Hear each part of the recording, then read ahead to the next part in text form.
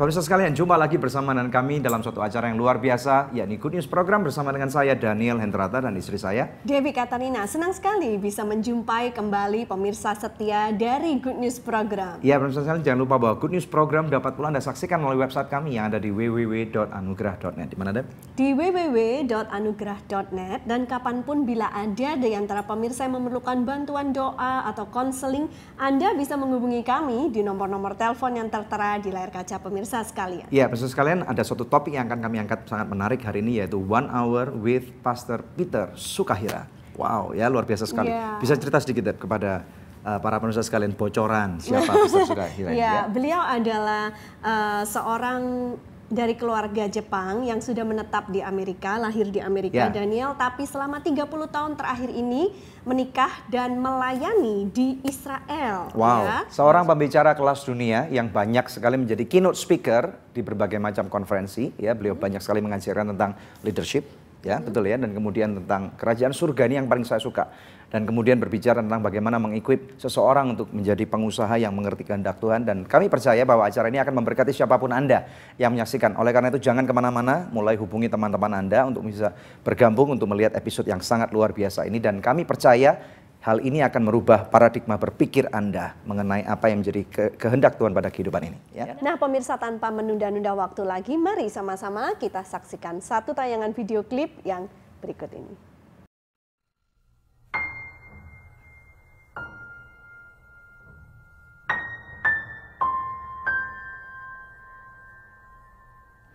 Bicara mengenai kasih karunia, tentunya setiap kita memiliki cara pandang berbeda. Namun satu yang pasti adalah karena kasih karunia Tuhanlah kita boleh mengalami kemerdekaan dari kutuk dosa. Lalu, apakah kita cukup hanya hidup dengan kasih karunia saja? Masih butuhkah kita hukum dan peraturan dalam hidup kekristenan kita? Untuk menjawab pertanyaan-pertanyaan ini, di studio Good News telah hadir narasumber yang luar biasa, Pastor Peter Sukahira, seorang hamba Tuhan yang telah tinggal di Israel selama lebih dari 25 tahun, lulusan dari CFNI Texas dan Tufts University Massachusetts dengan memegang gelar Master of Divinity. Pada tahun 2000, ia mendirikan Mount Carmel School of Ministry. Ia juga telah menulis beberapa buku yang memberkati banyak orang percaya. Penasaran dengan perbincangan selengkapnya? Jangan kemana-mana, hanya di Good News Program. And you live right there, and you minister right there. You are one fortunate man.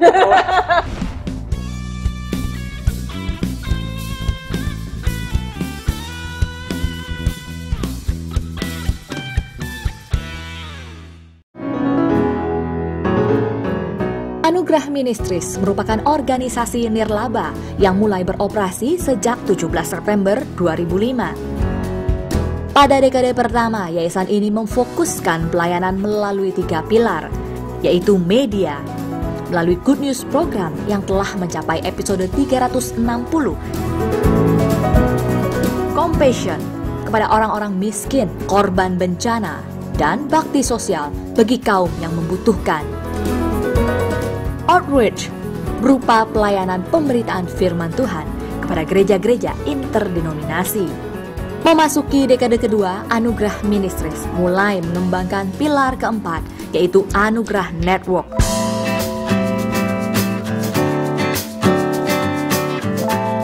Di tahun 2016, Anugerah Network mengadakan Anugerah Kongres kedua dengan tema Love Revolution. Dengan menghadirkan 157 hamba Tuhan dari 60 gereja interdenominasi di seluruh Indonesia yang tergabung dalam Anugerah Network. Di kongres ini, Anugerah Network memperlengkapi hamba-hamba Tuhan lewat pengajaran-pengajaran terbaik, mulai dari hal-hal rohani, sosial, leadership, hingga mengenai hal ekonomi yang berguna bagi mereka untuk memulai usaha. Sungguh luar biasa dari awal sampai akhir pada saat siang hari ini. Puji Tuhan, luar biasa sekali, sangat memberkati hidup saya, memberkati keluarga saya, bahkan memberkati jemaat yang saya layani. Melalui Anugerah Ministries, kami akan membawakan dampak yang terbaik untuk gereja-gereja kami yang ada di Kalimantan Barat, terutama untuk pelayanan kami terhadap anak-anak yang ingin melanjutkan pendidikannya ke jenjang yang lebih baik. Di momen tersebut, tim dari Anugerah juga secara khusus melakukan pelatihan foto dan videografi, serta melatih mereka untuk penggunaan CRM atau Customer Relationship Management. Anugerah Kongres ditutup dengan pemberian 8 buah smartphone bagi ketua center yang telah mencapai center bintang 2, serta laptop bagi ketua distrik Adikku Sayang untuk mempermudah sistem pelaporan secara online dari setiap center yang ada kepada Anugerah Ministries, kemudian kepada para partner serta sponsor. Mari bersama menjadi berkat dan melayani generasi ini agar kita dapat memainkan peran setiap kita dalam membangun Indonesia. Tuhan Yesus memberkati. Anugerah Ministry, maju terus, pantang mundur, Horas!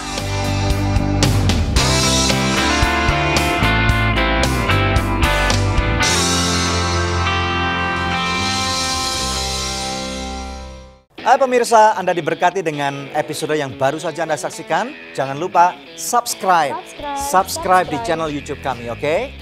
Karena masih ada begitu banyak episode Good News lainnya yang pasti akan memberkati kehidupan Anda.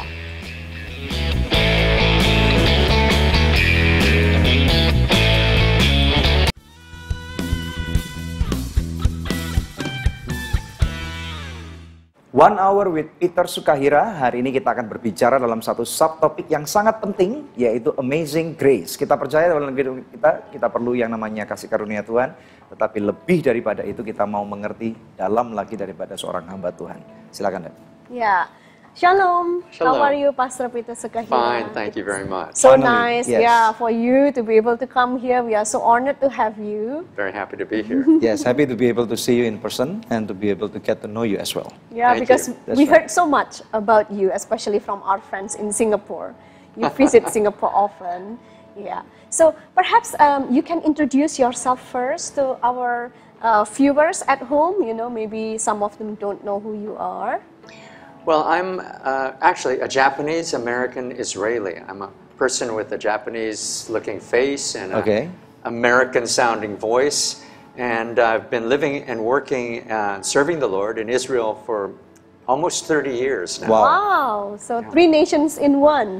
That's right. Kind of a unique calling and a unique identity to go with it. That's yeah. good. What brought you actually to move from United States to Israel? Well, when we first came to the Lord, we were ready to do anything that He said to us. I see. And we committed our lives to Him, and He immediately called us to be married and to go into ministry, and told us that we would end up in the land of Israel. Wow. Tell us first before you talk about Israel, about your family.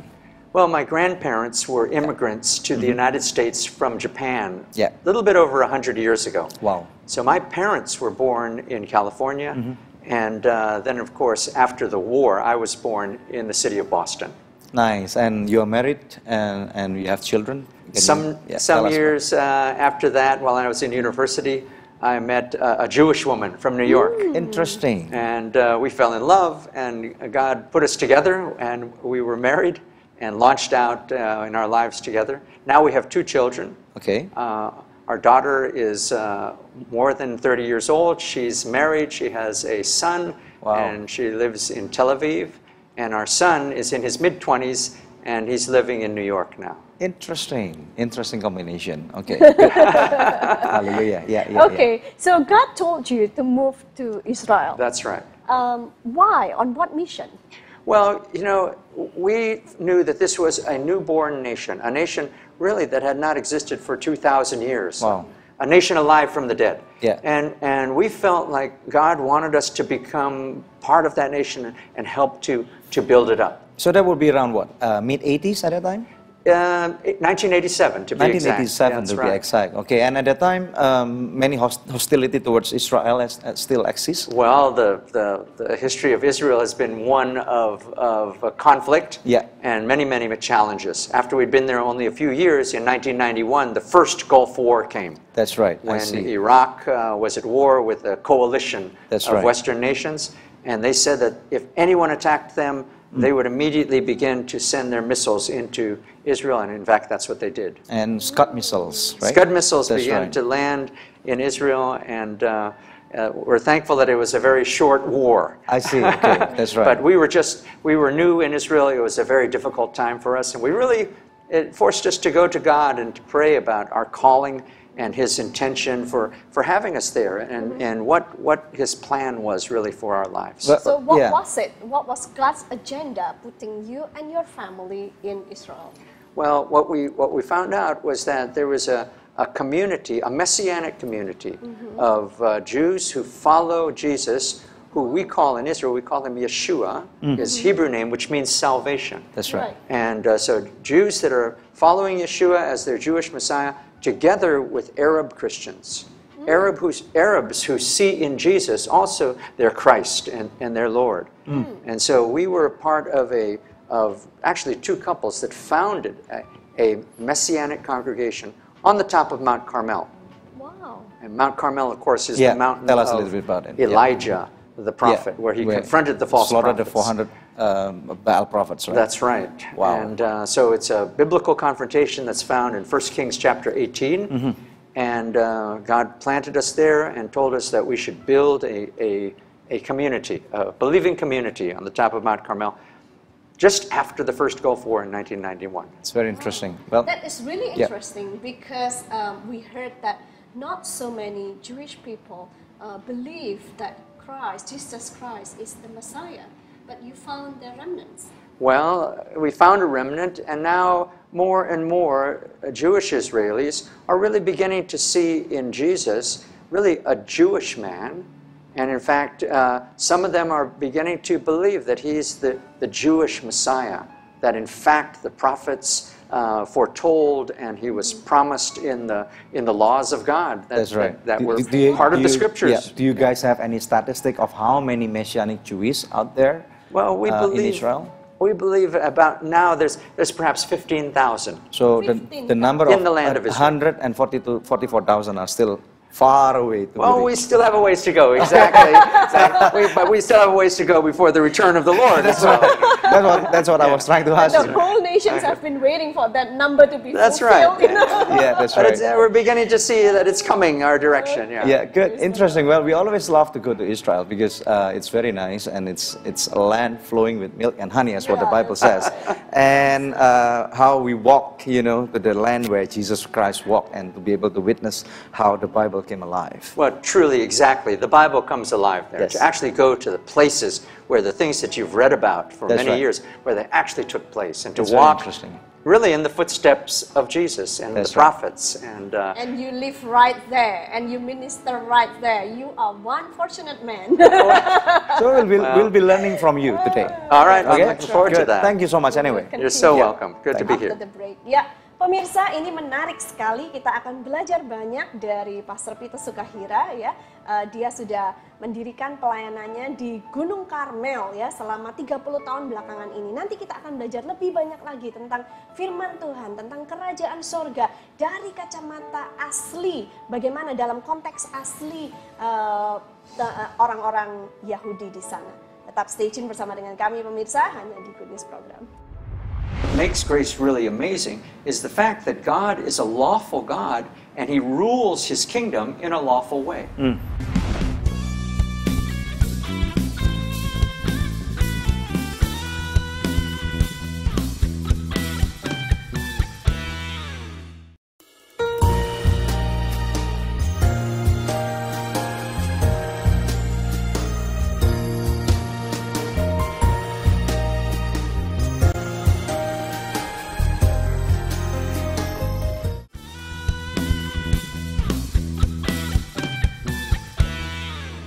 Masih bersama kami dalam Good News Program, pemirsa, Amazing Grace 1 Hour with Pastor Peter Sukahira. Langsung kita kembali belajar dari beliau. Okay, so we were mentioning about the number written in the book of Revelation, that it takes 144,000 of Jewish people to believe in Christ, and then the end will come, and then Christ will come to pick us up. And I've been wondering, it's been more than 2,000 years. Why is it so hard to fulfill 144,000? Well, the Jewish people were wandering for those 2,000 years. And Israel today is a nation alive from the dead. And so really the gospel is only returning now for the first time to the Jewish people. And you know, during those 2,000 years they experienced a lot of challenges and abuse and mistreatment in most of the nations where they wandered. And so there's a real woundedness, there's a hardness in their heart that really first God, by His amazing grace, has to begin to melt away before the Jewish people are even open to talking about Yeshua, about Jesus being their Jewish Messiah. So it takes a while. There's a healing process that must take place first. But how difficult it is to make a Jewish people to understand about salvation comes from Yeshua HaMashiach. Well, of course, only God can bring about that real conviction that brings about change. But we have the advantage of the fact that the scriptures are written by Jews, essentially first for Jews. And it's written in the New Testament that the gospel is first to the Jew and then also to the others from the nations. And so we have that in our favor. Nevertheless, 2,000 years of wandering among the nations, 2,000 years of a very sad and difficult history really has created many, many barriers in the hearts of the people of Israel. So the Jewish people, they too need the amazing grace to be able to So accept Jesus today we are as Lord and talking Savior. about amazing grace. Yes. Right? Where there has been many controversies about it. Between some people said, you got to focus on the law of God. Some other people said that we cannot, because we cannot do it. We need grace. Jesus has done it all on the cross. So we want to have a clear understanding about it, about the two sides that you also do your teaching about this. Can you please explain to us about what is this amazing grace talking about? Well, actually, according to the Bible, grace and law are really two sides of the same truth. I see. We need grace, and what makes grace really amazing is the fact that God is a lawful God, and He rules His kingdom in a lawful way. And when I say lawful, that means He's predictable, He's consistent. God has integrity. He will say, I'm going to do it this way, and then He won't change. He sets a standard of righteousness, and He doesn't change. And because He doesn't change, that gives us the ability to trust Him. He's not going to be different tomorrow or different, in an hour from now. That's right. It's going to be the same yesterday, today, and forever. We can rely on Him. So we need that lawfulness in God. But in order to stand up to Him and to be measured by Him, that's where we need the amazing grace. I see. Okay. Well, somebody was saying like this: when God started to impose His law on Mount Sinai, 3,000 people died. And when the Holy Spirit was being outpoured, 3,000 people lived or repented, I'd rather say. So even the Bible in the book of Romans, it says that the law itself cannot save people. So how does this work? You were mentioning about the two sides of the truth. Well, when the people of Israel received the law through Moses on Sinai, they had just finished spending 430 years in Egypt as slaves. Yes. Right. They had never been a nation before. They had no government. So when they came to freedom under Moses, they were a dysfunctional, disorganized mass of former slaves. Right. And so God approached them in the desert and He said, you'll be to me a kingdom, a priestly kingdom, and a holy nation. That's in Exodus chapter 18. And the next chapter, He calls Moses to the mountain and gives him the law. So this is a people that have never been ruled by God before. They've been slaves. They've been under Egyptian, the rule of Pharaoh. Now God is going to rule them, and He begins to reveal that He's a lawful God. So it was a difficult struggle. For them to be formed into a nation with laws. I think we'll all agree that good laws actually protect our freedoms and protect our families and protect our investments, and we want to live in nations that have good laws. Good laws, that's right. That's right. Better laws actually produce more freedom. And so that's what God was doing. He was forming Israel into a model of His kingdom, which would be a holy nation. Yeah. So the laws concern hygiene and sanitation and education and arts and real estate and banking. The laws cover every area of society. He's forming a nation. Yes. Now, when the Spirit is poured out on Pentecost, that means we're coming into a whole new outpouring of the law of the Spirit. And so we need to learn to go from the letter of the law that it will bring you condemnation to the spirit of the law that sets you free without losing the lawfulness of God in between. We don't want to throw out God's character, but now we want to be ruled by the law of the Spirit. I see. Would you rather say that, if I can ask you deeper about it, when the people of Israel came out of Egypt, they did not understand about the law of God at all. At all. But even though the law was not even given, but the law existed even before the kingdom of Israel was existed. That's because the laws of God really are an expression of His character.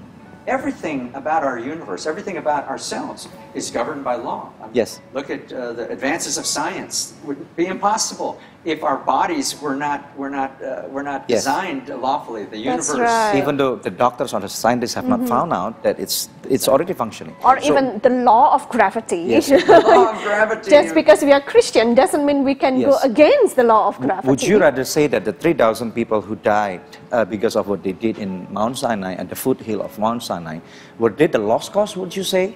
Well, listen, Israel, when it came out of slavery, was dysfunctional. They were disorganized. They'd never been a nation before. They rebelled against Moses. Yeah. Because of their sin and unbelief.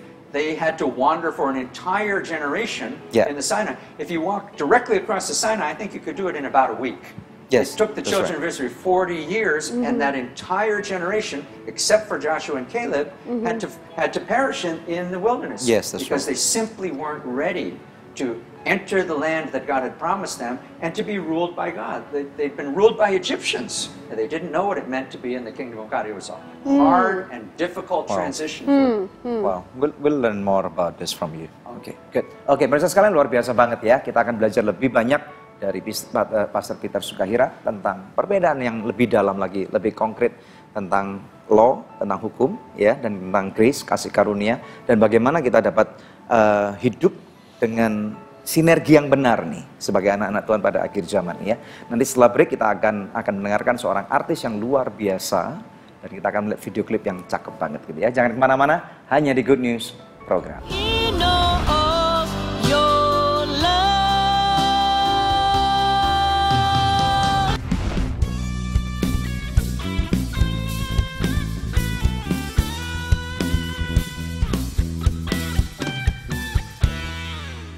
Hai pemirsa, Anda diberkati dengan episode yang baru saja Anda saksikan. Jangan lupa subscribe di channel YouTube kami, oke? Karena masih ada begitu banyak episode Good News lainnya yang pasti akan memberkati kehidupan Anda.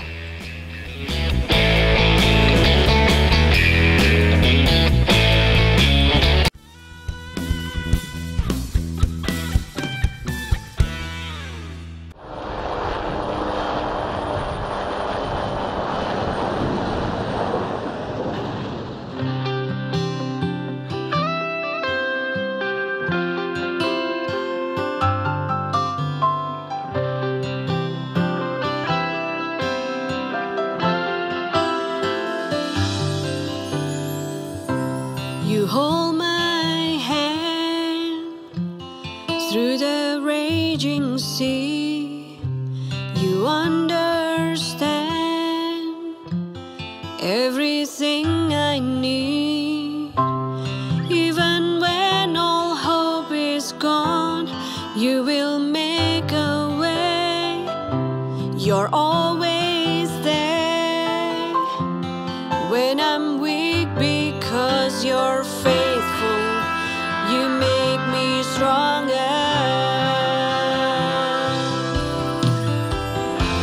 Oh Lord, I want to love you more. You're the one that I adore. Worship and honor only for you, oh Lord. I'm in awe of your love.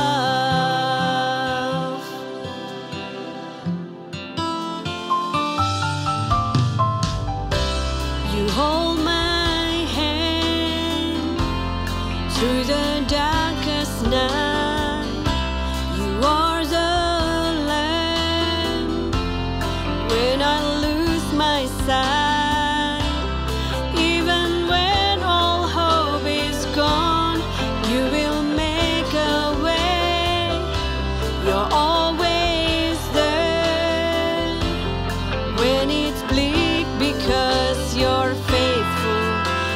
make all things brighter.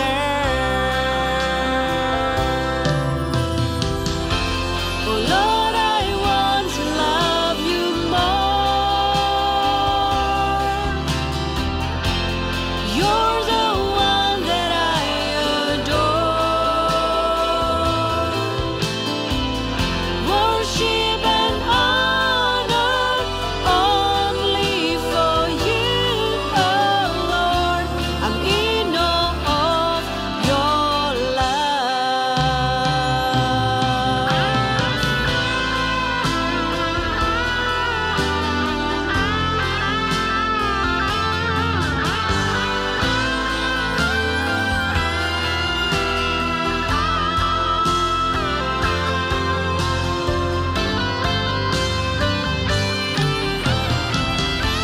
Oh Lord, I want to love you more.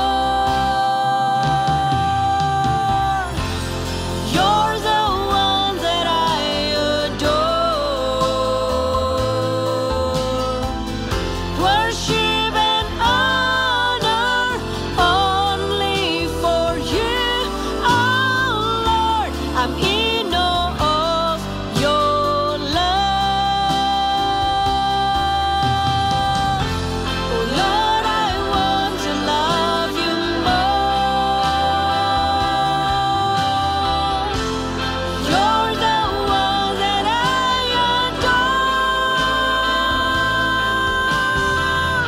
Worship and honor only for you, oh Lord. I'm in awe of your love. I'm in awe of your love. I'm in awe of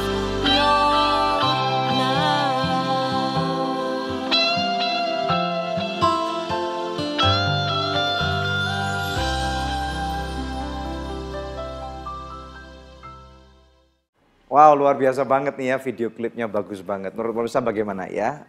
Ada sebuah lagu yang menarik sekali tadi kita baru dengarkan dengan judul In Awe of Your Love. Kita langsung tanya kepada penulis lagu dan penyanyinya ini. Gimana? Ceritakan. Pembuatan video klipnya. Lagunya ditulis itu dasarnya apa? In Awe of Your Love itu.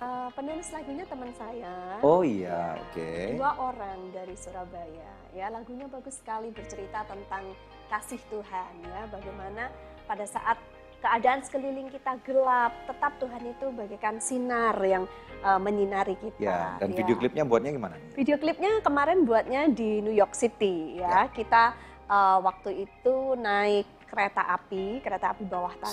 Subway. Nggak ada apinya kok, nggak ada asapnya. Iya, masalahnya kan di Indonesia nggak ada subway gitu, jadi kan nggak tahu kayak apa gitu. So interesting karena ya namanya subway ya, orang kan keluar masuk lalu lalang gitu, tapi kita ngambil satu sudut gitu kan, dan kita pakai sudut itu supaya orang nggak lewat-lewat gitu. Jadi ya diliatin orang, tapi ya pada dasarnya nggak boleh malu gitu. Oke, good. Ya. Ada kuisnya kan? Ya. Kuis yang menarik sekali. Pemirsa sekalian, ada pertanyaan yang saya mau tanyakan nih. Di manakah pembuatan video klip daripada lagu In Awe of Your Love? Ya, saya ulang ya. Gampang banget nih. Di manakah lokasi kota pembuatan video klip dari lagu In Awe of Your Love? Kalau Anda mau ikut ini, ya ada 5 CD persembahan dari Debbie Katarina dengan format. Ikuti, silakan. Formatnya seperti ini, tuliskan kuis, kemudian nama, alamat lengkap, dan jawabannya. Bila Anda mengirimkannya lewat email dengan format yang sama, sertakan juga nomor HP Anda, maka kepada 5 orang pemenang terpilih, kami akan mengirimkan masing-masing sebuah CD, Your Faithfulness, persembahan dari Debbie Katarina, saya sendiri, dan Anugerah Ministries. Tetap stay tune bersama dengan kami, pemirsa, kami akan kembali membawa lebih banyak good news lagi. They had their traditions, they had their rules, they had some of the laws of God, and they used those laws instead of relating to God Himself.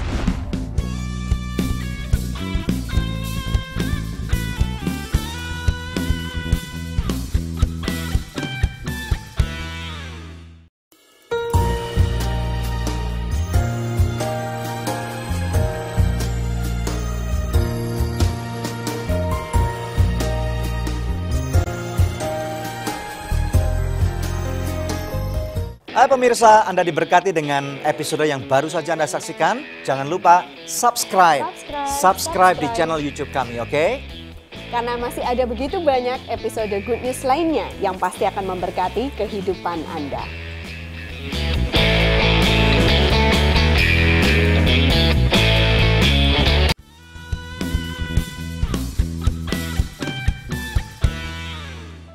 Amazing Grace dalam Good News program 1 Hour with Pastor Peter Sukahira. Langsung kita belajar lebih dalam dari beliau.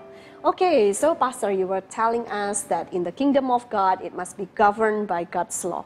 But then we saw how in the Bible also, the Pharisees became too much law, They became too legalistic, like even in the case whereby Jesus were healing that man on Sabbath day, they were so angry at Jesus, the creator of the law. What about that? Well, I think following God and being under His rulership, which is really what it means to be in the kingdom of God. The kingdom of God is wherever and whenever God is really king, which means He needs to rule your life. So you can think of maybe a road, okay, or a highway. And God wants us to stay on that highway of His lawful rulership in our lives, where His law protects us and guides us and keeps us walking with Him. But on either side of the road, there's a ditch. There's a ditch on one side, and there's a ditch on the other side. On one side, the ditch is called legalism. Legalism is when you let the rules take the place of God. And this was the problem of the Pharisees. They had their traditions, they had their rules, they had some of the laws of God, and they used those laws instead of relating to God Himself. So the laws or the rules took the place of God. That's legalism. And then on the other side of the road, there's another ditch that you have to be careful not to fall into. That's called lawlessness.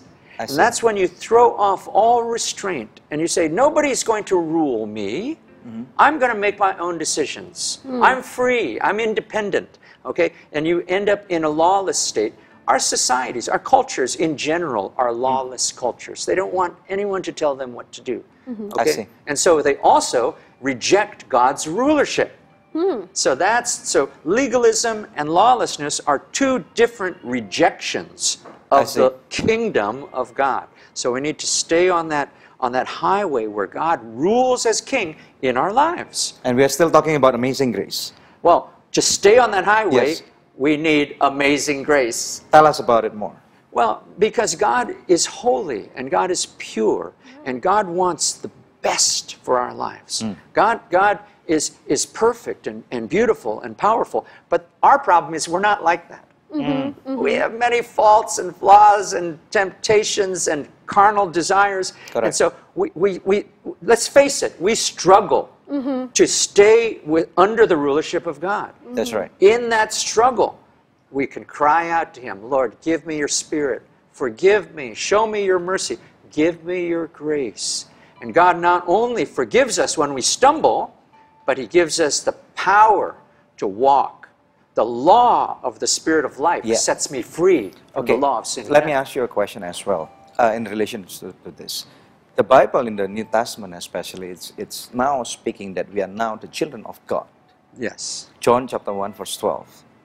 Because now we have received the salvation through Jesus Christ, that God gave us the power to be called the children of God.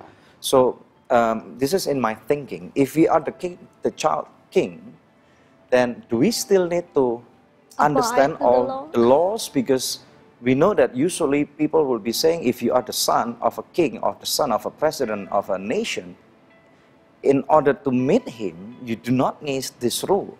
You can just come to the back door or text to your dad, and instead of the minister of this, the secretary of defense, or the secretary of state telling you no, or the protocoler, you can just bypass, or even your daddy can come out and meet you in person.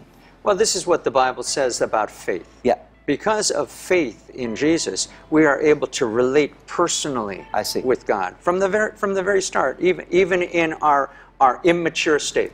But just as you know from your own children, you need to give your children rules, and you need to help them to obey those rules until they're mature and those rules have actually become a part of their own character. I see. So it is. We're the children of God.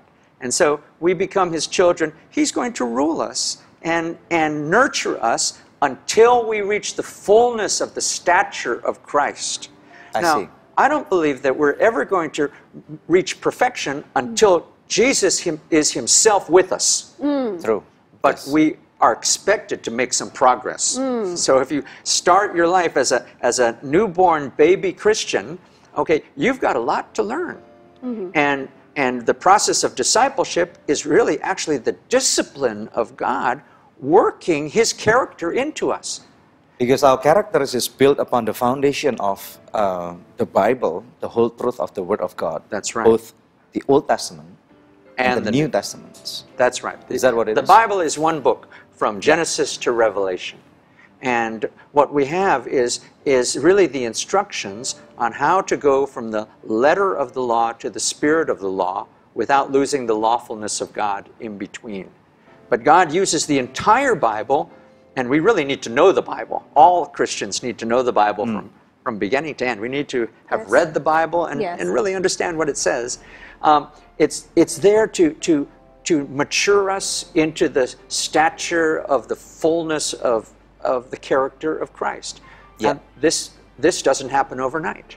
We enter the kingdom when we believe, but then we have to mature, we have to learn, we have to grow, we have to become stronger. And after a while, then we're able to go out and do the things that God wants us to do and bear fruit. Pastor Peter, many people mistakenly think that since Jesus already fulfilled the law, now the law is not, in effect anymore to us because Jesus has done it. But if we study it really deep, we know that actually Jesus is teaching us a higher degree of the law. That's right. Can you enlighten us on that? Can you please hold on a moment because we need to take a break first. All right, fine. Okay, after the break. High degree. Oke, pemirsa sekalian, ini ada satu pandangan bagaimana kita bisa mengerti hukum Taurat, hukumnya Tuhan dari perspektif yang lebih tinggi supaya kita nggak menjadi orang yang nggak kenal hukum, kita nggak jadi orang yang bahkan tidak peduli akan hukum, ya, tidak tahu akan hukum dan tidak peduli akan hukum. Ini akan rupanya membuat kita celaka. Contoh yang paling gampang nih, kalau Anda pergi ke satu negara yang lebih maju daripada Indonesia, ya, kalau Anda pun nggak ngerti, Anda melanggar hukum, Anda pun tetap harus bayar denda atau Anda tetap harus masuk penjara. Nah, ini yang terjadi, pemirsa sekalian. Kita akan take a break, kita akan lihat nanti bagaimana kita akan belajar lebih dalam, dan di layar televisi Anda ada nomor-nomor telepon yang dapat Anda hubungi apabila Anda memerlukan bantuan doa ataupun konseling. Jangan ragu-ragu, hubungi kami sekarang juga, kirim email, kirim WhatsApp, kirim BBM kepada kami, dan kami percaya hanya Tuhan yang dapat memberikan jawaban yang terbaik kepada kehidupan Anda. Jangan kemana-mana, hanya stay tune di Good News program. To get God's intention, you need the wisdom of God, which comes by his grace. That's right. And you need to know him. You need to know who God is, what he's like.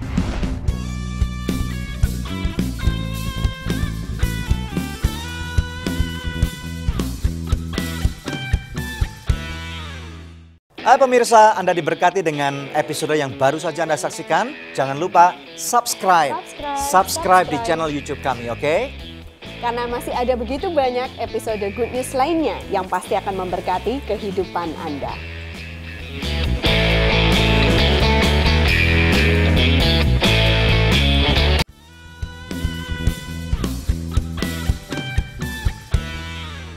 Oke, luar biasa sekali pemirsa sekalian ya. Kami percaya kita akan belajar lebih dalam lagi tentang higher dimension, dimensi lebih tinggi, bagaimana kita mengenal firman Tuhan dengan kacamata yang benar. Langsung deh, silakan. Yeah, so just before the break, I asked you that question. It's not because Jesus already fulfilled all the law doesn't mean that now we live lawlessly, like you said. But instead, Jesus was telling us, it's not in the act of adultery itself, but if a man look at a woman who is not his wife and he desires her, that means he is already doing adultery. So it looks so much higher, the expectation that Jesus have on us now that we have grace. That's so true. When the scripture says that Jesus fulfilled the law, it means he met the requirements of the law and that he perfected the law. It does not mean he did away with the law. And so Jesus came to show us the way. He is the way, the truth, and the life. He is the only man who ever kept all the laws of God in his entire life. And he showed us that a human being, a man or a woman like you or me, we can meet the requirements of God if we follow him and if we receive his amazing grace. So it's not doing away with the law, it's meeting the requirements and overcoming the challenge of our sin. Jesus said, now I've done it, now you take up your cross and follow me. And so he broke through, he made a way for us, and we follow him. But it's true, in the Sermon on the Mount, he takes the laws that were given to Israel through Moses, and instead of abolishing them and throwing them away, he actually strengthens them. That's why we need amazing grace. And the fact that his requirements are so high is really what makes grace so amazing. If God has low requirements, then grace isn't so necessary. In fact, if God doesn't require anything of us, we don't need grace at all. It's only because Jesus sets such a high standard, we need amazing grace. But what the Scripture says, that if we receive that grace and follow him by faith, we can meet those standards. We can live a better life. Yes. We can meet the challenges. We can overcome sin in our own lives. And then we begin to impact the people around us. We see our families change. We see our communities change because we accept that challenge of faith to walk in the Spirit under God's rulership. That's what brings the power of God. That's the amazing quality of grace. Do you, Pastor Peter, do you think that all the laws in the Bible, especially in the book of Leviticus and Exodus, Yes. are they all still valid that we have to do it now?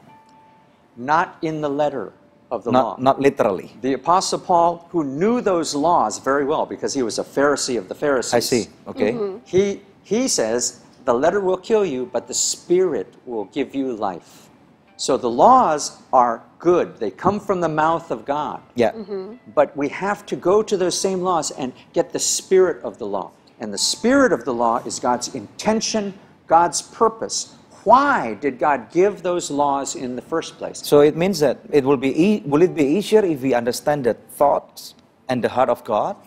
Of course, you have to know God. You have to know his heart, and you have to have his spirit. Yeah. And then you can begin to walk in the spirit of his laws. Some people say like this, that if you do, then you are blessed. But if you don't, then you are blessed not. Then what's the difference You will be between cursed if you don't us do. and people who are even in the world? Because if they don't do, they are not blessed anyway. Well, I think we need to look at the laws of God and try to understand, what does God want from those laws? And then it shows us, the Spirit will show us what to do. For example, the Pharisees accused Jesus of breaking the law on the Sabbath by healing people. True. Right. Because the law, the letter of the law said no work on the Sabbath, and now Jesus walks into the synagogue and tells the man to stretch out his hand. So the legalists, the Pharisees, said that's breaking the law. Right. He's working, he's healing on the Sabbath.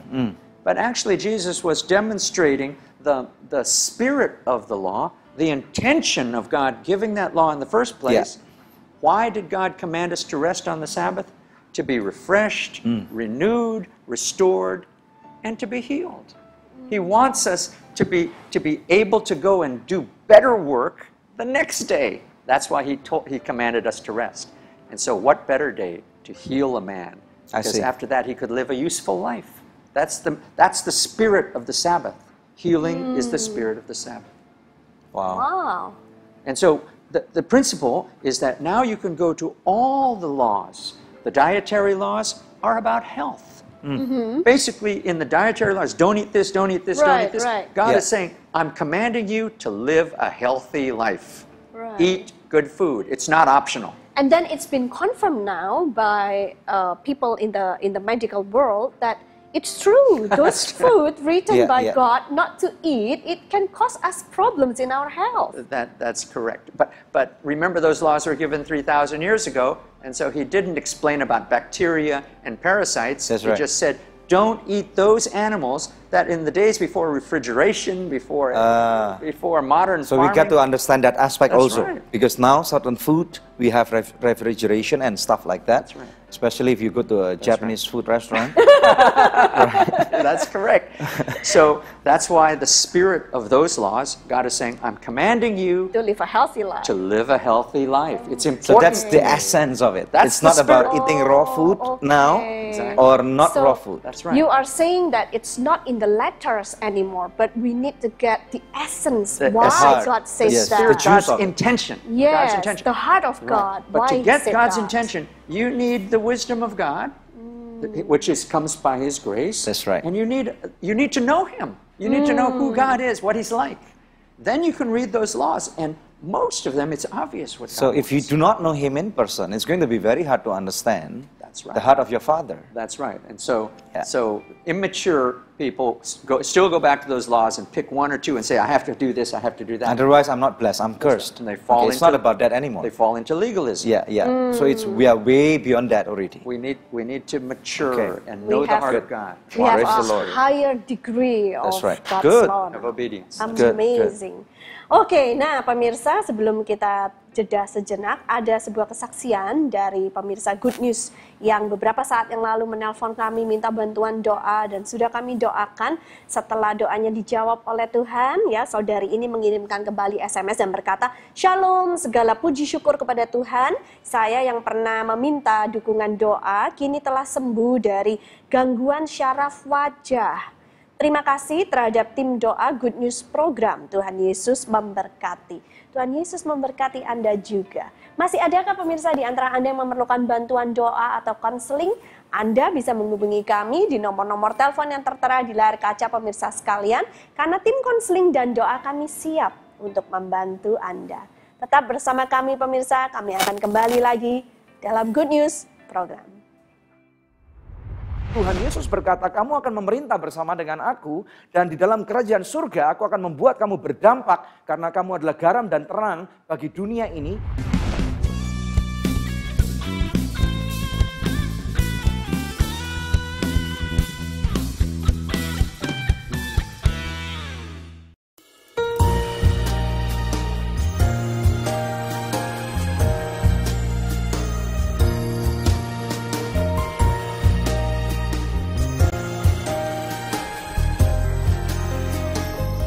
Hai pemirsa, Anda diberkati dengan episode yang baru saja Anda saksikan. Jangan lupa subscribe di channel YouTube kami, oke? Karena masih ada begitu banyak episode Good News lainnya yang pasti akan memberkati kehidupan Anda.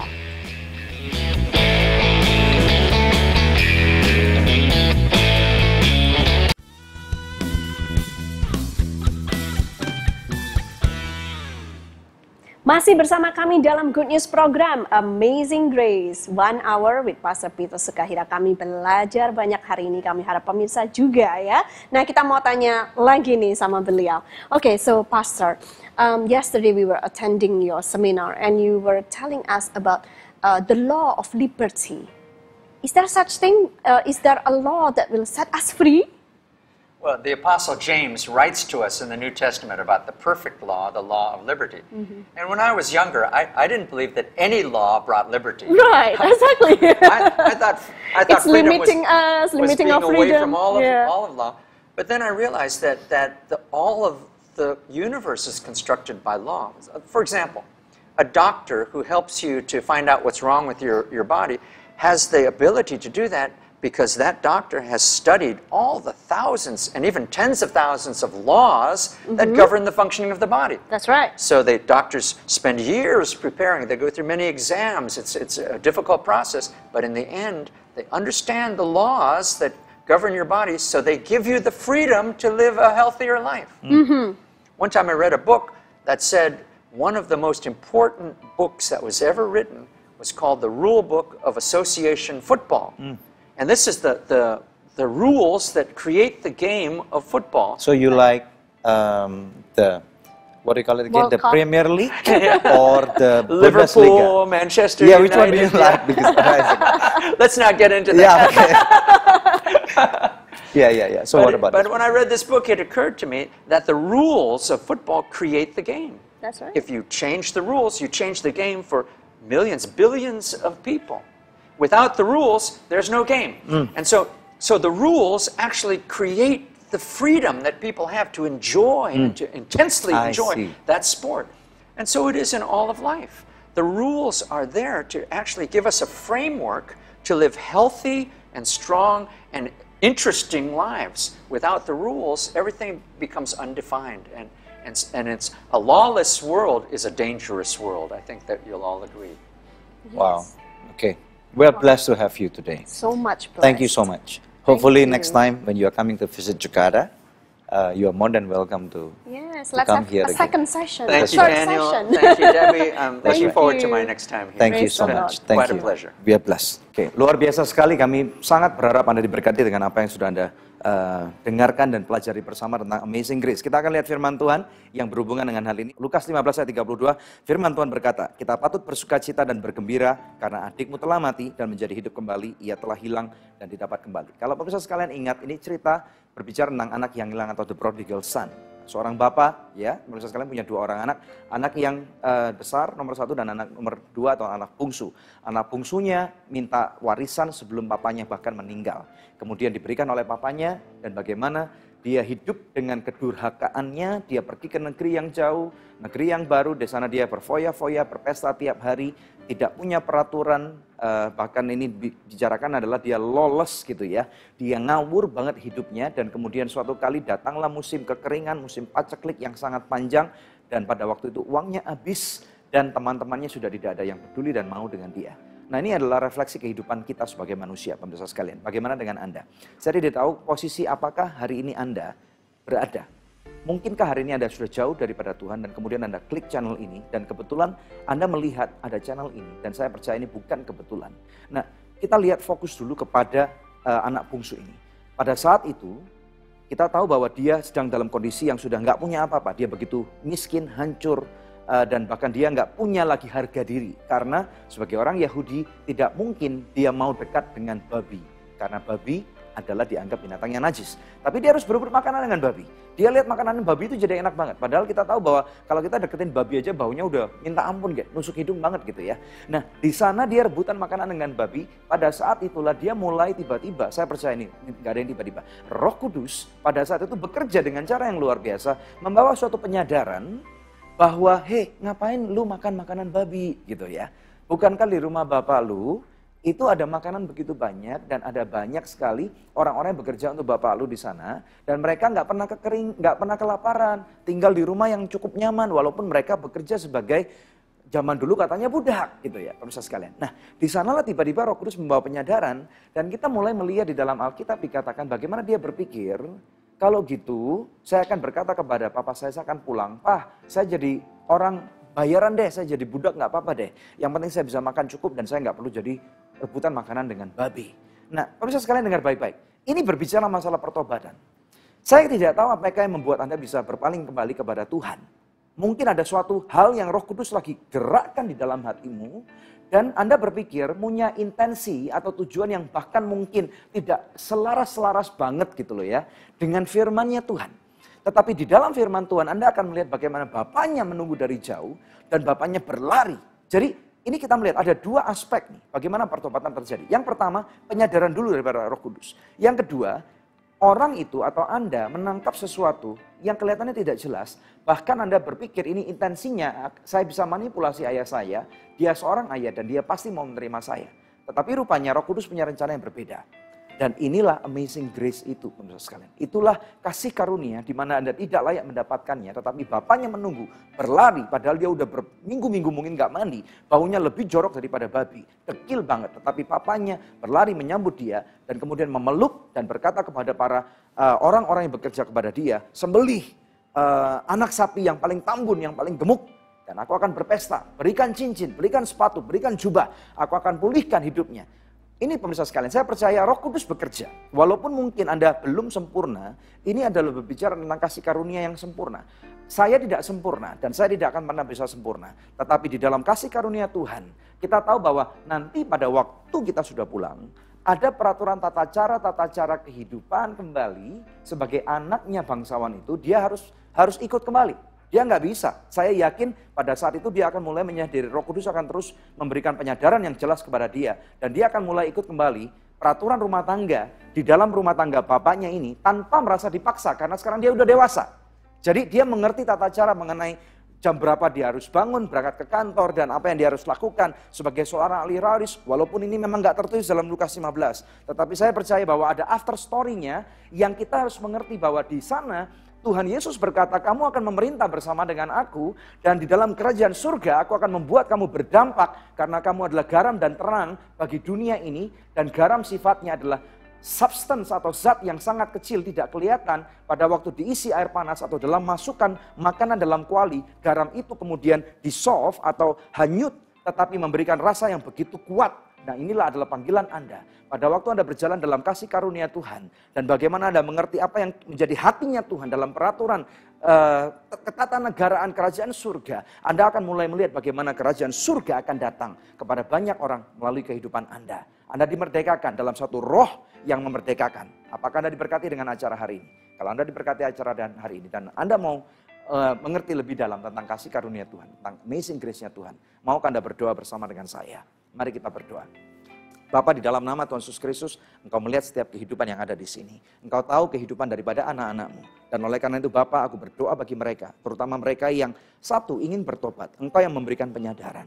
Dan biarlah mereka bertobat dengan suatu hal yang menjadi kehendak-Mu. Dan kedua Tuhan, biarlah kami mengerti lebih dalam tentang amazing grace-Mu, tentang apa yang menjadi hati-Mu Bapa. Karena Engkau adalah Bapa kami yang baik. Engkau tidak memberikan penghukuman kembali kepada kami, tetapi Engkau ingin memulihkan kehidupan kami sebagai anak-anak-Mu. Di dalam nama Tuhan Yesus Kristus, aku memberkati Engkau pemirsa sekalian. Terima kasih karunia Tuhan.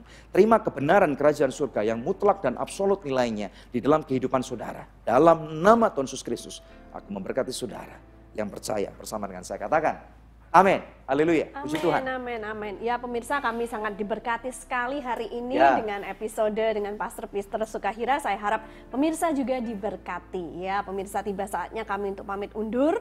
Hanya untuk bertemu kembali dengan pemirsa di pekan yang akan datang di hari, jam, dan stasiun televisi yang sama. Saya Devi Katarina bersama dengan suami saya Daniel Hendrata, and I just want to address you to international viewers. Do not forget to check out our website at www.anugerah.net. And if you know that we also have a YouTube channel, please subscribe to our channel. And thank you so much. We hope that you are blessed. Thank you so much and God bless you. God bless you.